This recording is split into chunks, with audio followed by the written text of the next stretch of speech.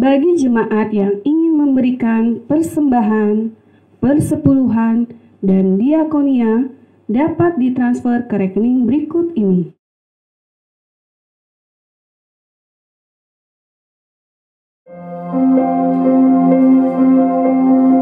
Tiba saatnya kita akan mempersiapkan hati kita untuk menerima kebenaran firman Tuhan.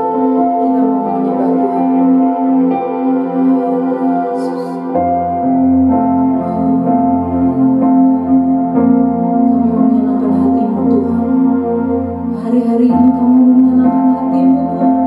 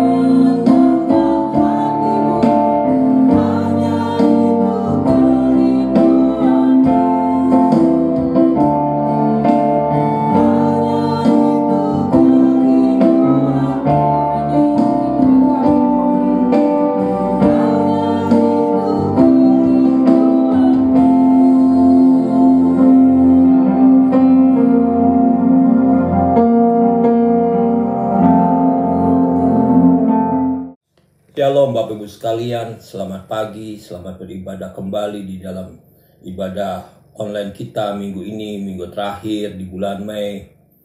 Sungguh suatu berkat Tuhan di mana kita boleh diberikan kesempatan untuk bisa kembali beribadah bersama-sama walaupun di dalam ibadah online. Mari sebelum kita menerima kebenaran firman Tuhan, belajar tentang kebenaran firman Tuhan, kita satukan hati kita di dalam doa kita kepada Tuhan Yesus Kristus. Mari tundukkan kepala kita akan berdoa.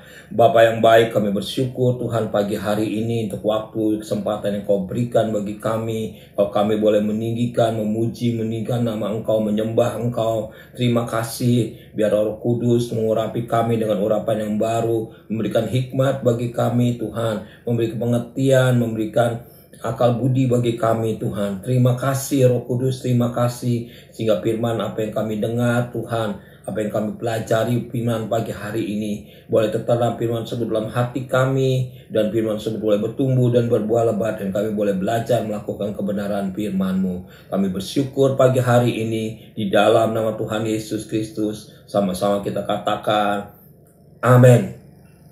Pagi hari ini Bapak Ibu sekalian, kita akan belajar suatu kebenaran firman Tuhan, di mana minggu lalu 23 Mei kita merayakan Hari Raya Pentakosta.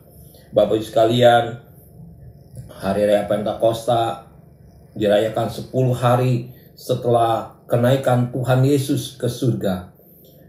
Sebelum Tuhan Yesus naik ke surga, firman Tuhan berkata di Kisah Rasul 1 ayat 4 dan 5, Tuhan menjanjikan akan mencurahkan Roh Kudus kepada murid-muridnya. Kisah Rasul 1 ayat 4 berkata, pada suatu hari ketika ia makan bersama-sama dengan mereka, maksud adalah Tuhan Yesus sedang makan bersama dengan murid-muridnya, ia melarang mereka meninggalkan Yerusalem dan menyuruh mereka tinggal di situ, menantikan janji Bapa yang demikian katanya. Telah kamu dengar daripadaku. Ayat 5 berkata, sebab Yohanes membaptis dengan air, tetapi tidak lama lagi kamu akan dibaptis dengan Roh Kudus. Jadi Hari Raya Pentakosta adalah merayakan hari baptisan Roh Kudus yang dijanjikan oleh Bapa sebelum Tuhan Yesus terangkat ke surga. Setelah Tuhan Yesus terangkat surga, murid-murid Tuhan Yesus menanti-nantikan janji tersebut karena diperintahkan oleh Tuhan untuk tidak pergi kemana-mana. Mereka secara bersehati menantikan janji tersebut. Di Kisah Rasul 1 ayat 12, firman Tuhan berkata, maka kembalilah rasul-rasul itu ke Yerusalem dari bukit yang disebut Bukit Zaitun, yang hanya seperjalanan Sabat jauhnya dari Yerusalem. Ayat 14 berkata, mereka semua bertekun dengan sehati dalam doa bersama-sama dengan beberapa perempuan serta Maria ibu Yesus dan dengan saudara-saudara Yesus. Jadi setelah Tuhan Yesus naik ke surga, murid-muridnya dengan bertekun sehati dalam doa bersama-sama, mereka menantikan janji Bapa tersebut dicurahkan dalam kehidupan mereka. Kalau kita baca di Kisah Rasul 2 ayat 1 sampai 4, ayat 1 berkata, ketika tiba hari Pentakosta, semua orang percaya berkumpul di satu tempat. Ayat 2 berkata, tiba-tiba turunlah dari langit suatu bunyi seperti tiupan angin keras yang memenuhi seluruh rumah di mana mereka duduk. Ayat 3 berkata, dan tampaklah kepada mereka lidah-lidah seperti nyala api yang bertebaran dan hinggap kepada mereka masing-masing. Ayat 4 berkata, maka penuhlah mereka dengan Roh Kudus, lalu mereka mulai berkata-kata dalam bahasa-bahasa lain seperti yang dijanjikan oleh Roh itu kepada mereka untuk mengatakannya. Setelah mereka menantikan janji Bapa di dalam doa secara sehati bersama-sama bertekun, akhirnya setelah 10 hari Tuhan Yesus naik ke surga, janji tersebut tergenapi. di mana tiba-tiba turunlah dari langit suatu bunyi seperti tiupan angin keras yang memenuhi seluruh rumah di mana mereka berada, dan tampaklah seperti lidah-lidah nyala api yang bertebaran hingga kepada mereka masing-masing. Inilah yang disebut dengan baptisan Roh Kudus, hari raya Pentakosta, pertama kali Roh Kudus dicurahkan sesuai yang dijanjikan oleh Tuhan Yesus sebelum Tuhan Yesus naik ke surga. Bapak Ibu sekalian, apa sih gunanya, manfaatnya baptisan Roh Kudus, dipenuhi Roh Kudus, diurapi oleh Roh Kudus? Kisah Rasul 1 ayat 8, firman Tuhan menulis, tetapi kamu akan menerima kuasa kalau Roh Kudus turun ke atas kamu, dan kamu akan menjadi saksiku di Yerusalem dan di seluruh Yudea dan Samaria sampai ke ujung bumi. Bapak sekalian, peristiwa baptisan Roh Kudus, dipenuhi oleh Roh Kudus, intinya adalah tercatat di Kisah Rasul 1 ayat 8. Yang pertama adalah murid-murid menerima kuasa, dan yang kedua perintah Tuhan adalah mereka menjadi saksi Tuhan, menjadi saksiku, kata Tuhan Yesus.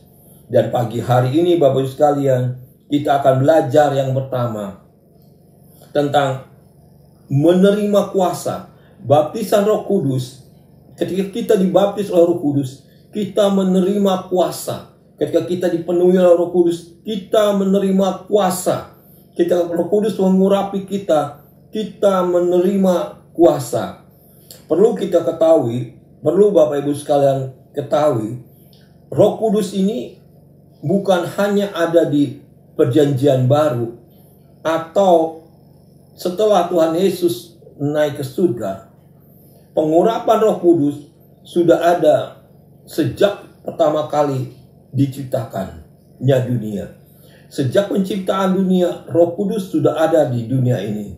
Kemudian di Perjanjian Lama juga sudah ada Roh Kudus. Cuma pada waktu di Perjanjian Lama, Roh Kudus tidak tinggal, tidak diam di dalam manusia, di dalam hati manusia. Roh Kudus hanya hinggap di antara orang-orang yang dipilih oleh Tuhan. Jadi tidak semua orang bisa menerima pengurapan Roh Kudus, tidak semua orang menerima baptisan Roh Kudus, tapi hanya orang-orang yang terpilihlah yang dihinggapi, diurapi oleh Roh Kudus. Saya catat di sini ada 2 contoh di Perjanjian Lama, orang-orang yang diurapi oleh Tuhan, oleh Roh Kudus, dan hidupnya dipakai oleh Tuhan. Yang pertama adalah, mari kita buka di 1 Samuel 10 ayat 1. 1 Samuel 10 ayat 1, firman Tuhan berkata, lalu Samuel mengambil buli-buli berisi minyak, dituangnyalah ke atas kepala Saul, diciumnyalah dia sambil berkata, bukankah Tuhan telah mengurapi engkau menjadi raja atas umatnya Israel? Engkau akan memegang tampuk pemerintahan atas umat Tuhan, dan engkau akan menyelamatkan dari tangan musuh-musuh di sekitarnya. Inilah tanda bagimu bahwa Tuhan telah mengurapi engkau menjadi raja atas miliknya sendiri. Ayat 6 berkata, maka roh Tuhan akan berkuasa atasmu. Engkau akan kepenuhan bersama-sama dengan mereka dan berubah menjadi manusia lain. Contoh yang pertama adalah Saul. Bagaimana Saul dipilih oleh Tuhan, diurapi oleh Samuel untuk menjadi raja. Dan inilah tanda bahwa Roh Kudus mengurapi Samuel, mengurapi Saul. Roh Kudus mengurapi Saul, yaitu Samuel mengurapi Saul dengan minyak dan menuangkannya di atas kepala Saul. Setelah diurapi oleh Samuel, Setelah dituangkan minyak oleh Samuel, maka roh Tuhan berkuasa atas Saul. Bapak Ibu sekalian, siapakah Saul? Kalau kita baca kisahnya, Bapak Ibu sekalian, di 1 Samuel 9 ayat 21. Sebelum Saul diurapi menjadi raja, ternyata latar belakang Saul tercatat di 1 Samuel 9 ayat 21 berkata, "Tetapi jawab Saul, bukankah aku seorang suku Benyamin, suku yang terkecil di Israel? Dan bukankah kaumku yang paling hina dari segala kaum suku Benyamin? Mengapa Bapa berkata demikian kepadaku?" Jadi latar belakang Saul berasal dari suku Benyamin. Kita tahu semua suku Benyamin adalah suku terakhir dari bangsa Israel. Ini adalah suku terkecil. Firman Tuhan mencatat suku terkecil dari bangsa Israel. Bukan hanya suku terkecil, tetapi ternyata Saul adalah berasal dari kaum yang paling hina di suku Benyamin. Ternyata Bapak sekalian, orang yang terkecil, suku yang terkecil, kaum yang terhina, ketika diurapi oleh Tuhan, ketika Tuhan pilih, Roh Kudus mengurapi, Tuhan bisa angkat. Ayat 1 Samuel 10 ayat berkata, berubah menjadi manusia lain ketika Roh Allah berkuasa dalam kehidupan Saul. Yang kedua, Bapak sekalian, saya contohkan di 1 Samuel 16 ayat 13. Ini bercerita tentang Samuel mengambil tabung tanduk yang berisi minyak itu dan mengurapi Daud di tengah-tengah saudara-saudaranya. Sejak hari itu dan seterusnya berkuasa Roh Tuhan atas Daud. Lalu berangkatlah Samuel menuju Rama. Yang kedua yang saya contohkan adalah tentang Daud. Bapak sekalian, kita tahu bahwa Daud sebelum diurapi oleh Samuel, siapakah Daud tersebut? Daud, firman Tuhan mencatat seorang gembala domba yang biasa mengembalakan hanya 2 atau 3 kambing domba. Artinya jumlahnya sedikit, gembalakannya sedikit. Kemudian Daud adalah anak paling kecil di antara saudara-saudaranya. Kalau kakak-kakaknya semuanya adalah tentara yang ikut ke medan perang bersama Saul, tetapi Daud hanya bekerja menjadi gembala domba. Kemudian Daud juga karena kecilnya menjadi orang yang tidak diperhitungkan, sehingga tidak dipandang. Sehingga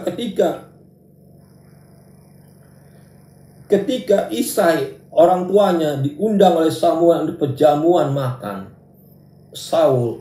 Daud tidak diikut sertakan. 1 Samuel 16 ayat 11 berkata, lalu Samuel berkata kepada Isai, ini ke anakmu semuanya? Jawabnya, masih tinggal yang bungsu, tetapi sedang mengembalakan kambing domba.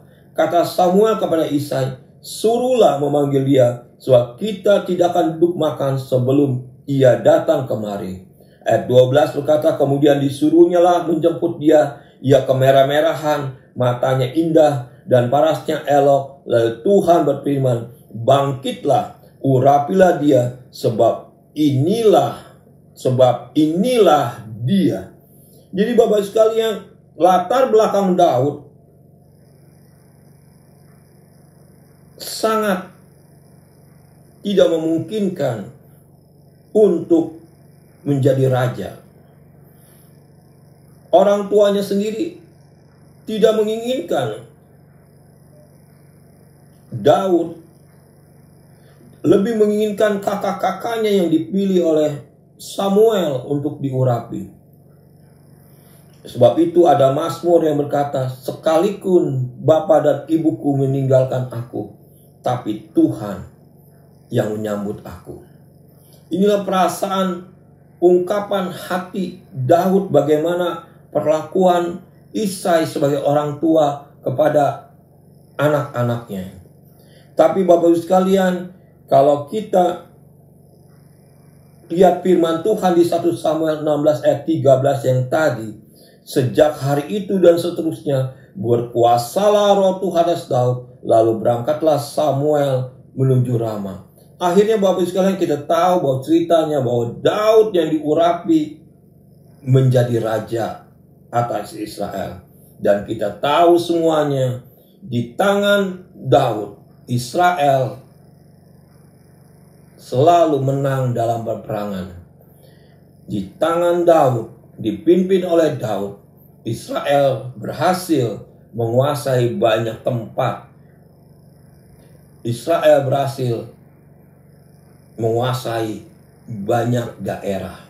Bapak sekalian, ketika diurapi oleh Tuhan, ketika Roh Kudus mengurapi, ketika Roh Kudus berkuasa dalam kehidupan Daud, Daud yang hanya gembala domba, Daud anak yang paling kecil, Daud yang anak yang tidak dipandang, Daud yang tidak diperhitungkan. Ketika Roh Kudus mengurapi, Daud berubah. Dia bisa mengalahkan Goliat, bisa menjadi raja, bisa menang atas banyak musuhnya, bisa menguasai banyak daerah bagi kerajaan Israel. Dua contoh ini dalam kehidupan Saul, dalam kehidupan Daud di Perjanjian Lama, di mana Roh Tuhan, Roh Kudus mengurapi mereka yang tadinya biasa-biasa. Ketika Roh Kudus mengurapi, ada kuasa yang luar biasa dalam kehidupan Saul dan Daud. Bapak sekalian, kita akan belajar di Perjanjian Baru tentang seseorang yang bagaimana juga dipakai oleh Tuhan ketika Roh Kudus mengurapi, Roh Kudus memenuhi kehidupannya. Dia akan menjadi sesuatu manusia yang berbeda ketika Roh Kudus turun atasnya. Kisah Rasul 2 ayat 14 berkata, maka bangkitlah Petrus berdiri dengan 11 rasul itu. Dengan suara nyaring ia berkata kepada mereka, hai kamu orang Yahudi dan kamu semua yang tinggal di Yerusalem, ketahuilah dan camkanlah perkataanku ini. Apakah maksud dari firman Tuhan ini? Firman Tuhan berkata bahwa bangkitlah Petrus berdiri dan 11 murid itu dengan suara yang nyaring. Dengan suara yang nyaring, artinya mungkin bisa keras dia berbicara kepada orang-orang Yahudi semuanya. Sambil berdiri, dikatakan sambil berdiri. Kita tahu bahwa Bapak sekalian, Petrus adalah orang murid Tuhan yang gagah berani, yang perkasa. Tetapi ketika Tuhan Yesus ditangkap, Petrus menjadi seorang penakut. Petrus melihat Tuhan hanya dari kejauhan. Petrus menjadi orang yang menyangkal Tuhan 3 kali. Tetapi ketika Roh Kudus turun atas Petrus, di hari Pentakosta tersebut, Petrus menjadi pribadi yang berbeda. Tadinya seorang yang penakut, yang mengiring Tuhan dari jauh, yang menghadapi mahkamah agama hanya melihat saja dari kejauhan. Tetapi di Kisah Rasul 2 ayat 14, Petrus berdiri dan bersuara dengan nyaring. Kisah Rasul 4 ayat 13 berkata, ketika sidang itu melihat keberanian Petrus dan Yohanes dan mengetahui bahwa keduanya orang biasa, tidak terpelajar, heranlah mereka dan mereka mengenal keduanya sebagai pengikut Yesus. Ini sangat memperjelas sekali bagaimana karakter, sifat, perbedaan antara Petrus yang sebelum dibaptis oleh Roh Kudus dan Petrus setelah dibaptis oleh Roh Kudus. Petrus yang sebelum diurapi oleh Roh Kudus dan Petrus yang sesudah diurapi oleh Roh Kudus. Kisah Rasul 4 ayat 13 berkata, keberanian Petrus dan Yohanes. Ya, Petrus menjadi orang yang berani. Kemudian karena orang melihat bahwa dulunya Petrus adalah orang biasa, tidak terpelajar, mereka semua menjadi heran bagaimana melihat Petrus, melihat keberanian Petrus menghadapi mahkamah agama, menghadapi orang-orang di sekitarnya. Kisah Rasul 3 ayat 6 sampai 7 berkata, tetapi Petrus berkata, emas dan perak tidak ada padaku, tetapi apa yang kupunyai kuberikan kepadamu. Demi nama Yesus Kristus orang Nazaret itu berjalanlah. Ayat 7 berkata, lalu ia memegang tangan kanan orang itu, membantu dia berdiri. Seketika itu juga kuatlah kaki dan mata kaki orang tersebut. Ini bagaimana Petrus melakukan mujizat. Petrus berdoa melakukan mujizat sama seperti yang Tuhan Yesus lakukan. Sebelum dibaptis Roh Kudus, Petrus tidak pernah melakukan itu. Tetapi setelah dibaptis Roh Kudus, ada kuasa dalam kehidupan Petrus. Petrus mampu berdoa dan mujizat terjadi kepada orang yang lumpuh tersebut. Bapak sekalian, dari kisah Petrus tersebut kita juga belajar dari orang biasa, orang yang tidak terpelajar, orang yang seorang nelayan, seorang yang mengiring Tuhan.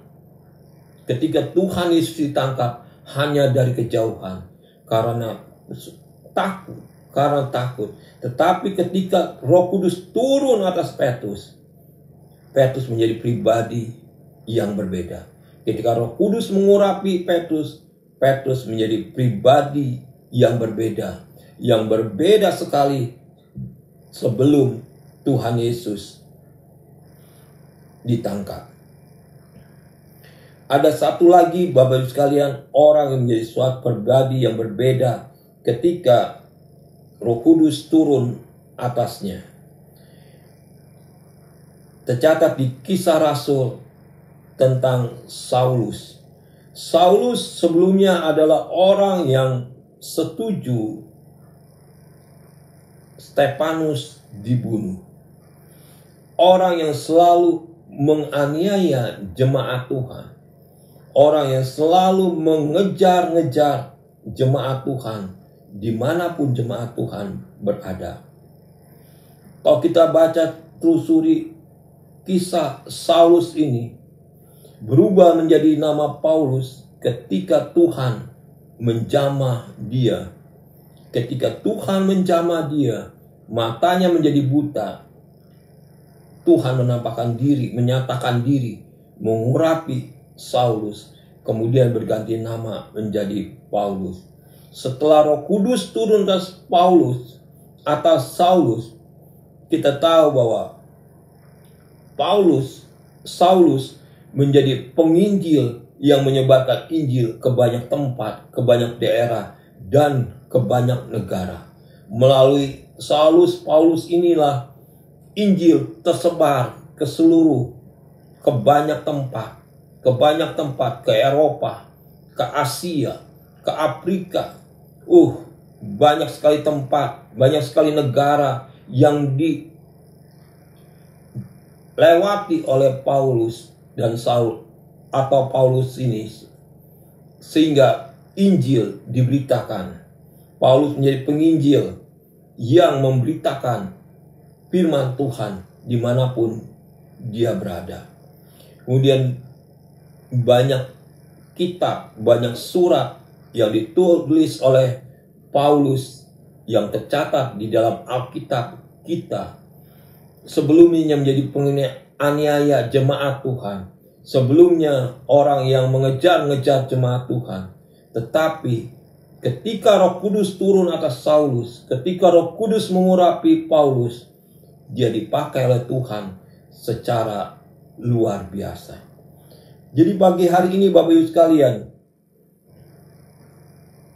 kita belajar bahwa intisari dari pencurahan Roh Kudus, pengurapan Roh Kudus, baptisan Roh Kudus adalah Kisah Rasul 1 ayat 8. Tetapi kamu akan menerima kuasa kalau Roh Kudus turun atas kamu.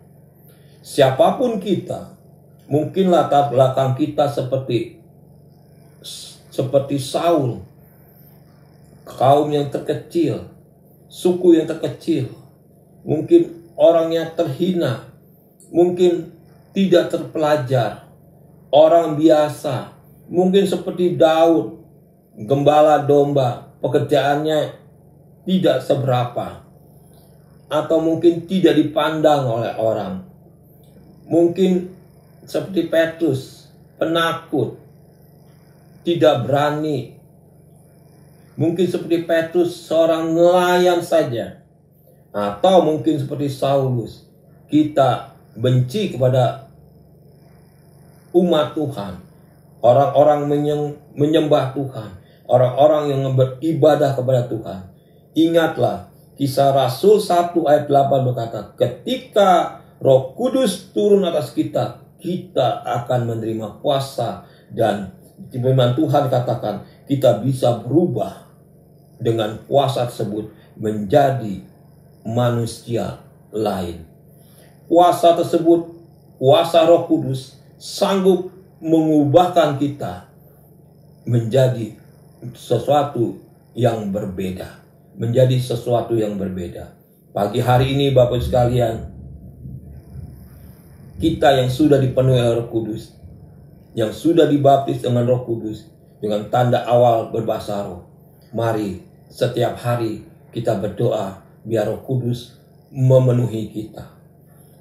Bapak Ibu sekalian yang belum dibaptis oleh Roh Kudus dengan tanda awal bahasa roh, dengan tanda awal berbahasa roh, mari minta kepada Tuhan supaya Tuhan Yesus membaptis kita dengan Roh Kudus, sehingga ketika Roh Kudus turun atas kita, ketika Roh Kudus mengurapi kita, percayalah ada kuasa yang mengalir dalam diri kita, ada kuasa yang tinggal dalam kehidupan kita, bukan hanya hinggap, tetapi kuasa tersebut akan tinggal dalam kehidupan kita.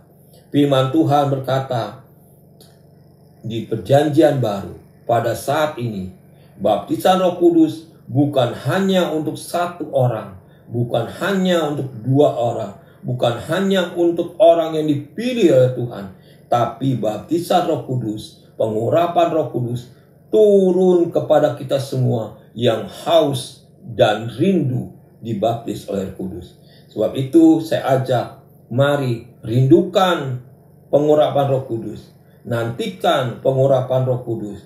Selalu haus akan Roh Kudus, dipenuhi oleh Roh Kudus, sehingga Bapak sekalian, Roh Kudus akan memenuhi kita, Roh Kudus akan mengurapi kita, Roh Kudus akan selalu memenuhi kita dengan pengurapan yang baru. Sehingga apa? Ada kuasa yang mengalir dalam diri kita, ada kuasa yang mengalir dalam kehidupan kita, ada kuasa yang keluar dalam kita, sehingga kita bisa menjadi pribadi-pribadi yang baru, pribadi-pribadi yang lain, karena Roh Kudus mengurapi kita, apapun latar belakang kita. Mari Bapak sekalian, mari angkat tangan kita. Saya akan berdoa Bapak sekalian, bagi Bapak Ibu yang sudah dibaptis oleh Roh Kudus, rindukan Roh Kudus memenuhi kehidupan kita selalu. Bagi Bapak Ibu yang belum dibaptis oleh Roh Kudus, mari minta kepada Tuhan Yesus, minta kepada Tuhan Yesus supaya Tuhan Yesus membaptis Bapak Ibu sekalian dengan Roh Kudus, mengurapi dengan Roh Kudus, dengan tanda awal berbahasa roh, dan terus itu kita pakai untuk memuliakan nama Tuhan. Mari satukan hati kita kepada Tuhan Yesus. Mari mulai minta pada Tuhan Yesus. Sikina kaya ralamaya sianda ya ralam. Sikina ya ralamaya sianda ya ralamaya. Ina ya ralabaya sianda ya ralamaya. Sina ya maya ralabaya sini di. Sidada baya ralamaya sikidi di layara. Hamba berdoa di dalam nama Tuhan Yesus Kristus untuk anak-anakmu yang mengangkat tangan pagi hari ini. Oh Bapa, kalau mereka sudah dibaptis oleh Roh Kudus dengan tanda awal berbahasa roh, biarlah Roh Kudus mengurapi mereka dengan urapan yang baru, terus menerus baru, setiap hari baru ya. Kau memenuhi mereka, sehingga ketika mereka dipenuhi oleh Roh Kudus, ada kuasa dalam kehidupan mereka. Mereka berubah menjadi pribadi lain, manusia lain, apapun latar belakang mereka, apapun kehidupan mereka, Tuhan Engkau sanggup memakai mereka. Terima kasih ya Tuhan. Hamba berdoa untuk anak-anak-Mu yang belum mengalami baptisan Roh Kudus dengan tanda awal berbahasa roh. Ketika mereka mengangkat tangan, sikina ya ralamaya sianda ya ralabata kaya ralawaya sikira ya ralamaya siakana kaya ralamaya siana ya ralama sikira ralawaya. Biar kiranya Engkau membaptis Roh Kudus turun atas mereka dalam nama Tuhan Yesus. Kiranya basyakana Hinama yaralama yaralama urapan Roh Kudus turun atas mereka. Oh baptis mereka dengan Roh Kudus ya Tuhan, dengan tanda awal berbahasa roh. Sikira yaralama ya sikira lawa ya sikira yaralama hiralawa yaralama ya sikira yaralama takoya yaralama ya jama Roh Kudus jama baptis mereka, jauh mereka, berikan mereka bahasa yang baru, sikira kaya yaralama ya sukurololoba yaralama. Terima kasih Tuhan, terima kasih ya Bapa, terima kasih. Biar mereka juga dipenuhi oleh Engkau, dipenuhi oleh kuasa-Mu, sehingga mereka menjadi pribadi yang lain, pribadi yang berbeda. Oh, manusia yang lain ketika Engkau mengurapi mereka ya Bapa. Kami bersyukur pagi hari ini. Kami berdoa Tuhan, yang sakit Engkau sembuhkan. Oh, bilu darah Tuhan Yesus, Kau menyembuhkan umat-Mu ya Allah. Tuhan, yang letih, lesu, beban berat, Kau mengangkat beban mereka, memberikan kelegaan, memberikan jalan keluar ya Tuhan. Berkati setiap kerjaan mereka, berkati setiap usaha mereka, berkati Tuhan keluarga mereka, berkati isi anak mereka, berkati suami mereka ya Tuhan. Berkati dengan damai sejahtera-Mu. Kau melakukan yang terbaik atas umat-Mu, Kau membela umat-Mu ya Allah. Terima kasih ya Bapa, terima kasih ya Tuhan, terima kasih. Terima kasih ya Bapa. Kami berdoa Tuhan, kami mau berdoa untuk bangsa dan negara Indonesia. Diberkatilah bangsa dan negara kami Indonesia. Berkatilah presiden kami. Berkatilah seluruh aparat negara dari pusat sampai ke daerah. Biarlah Tuhan negara kami ada dalam tangan Engkau. Kami berdoa untuk virus COVID-19 di dalam nama Tuhan Yesus. Oh, di dalam nama Tuhan Yesus. Oh, kami berdoa di dalam nama Tuhan Yesus. Biar Engkau Tuhan, Engkau berkuasa atas virus tersebut ya Bapa. Engkau berkuasa atas virus COVID-19. Oh Bapa, lawatan-Mu atas bangsa dan negara kami, sehingga bangsa dan negara kami Tuhan boleh bebas dari virus COVID-19 ini. Dalam nama Tuhan Yesus Kristus. Berkati perekonomian bangsa kami. Berkati ya Bapa. Kami bersyukur pagi hari ini.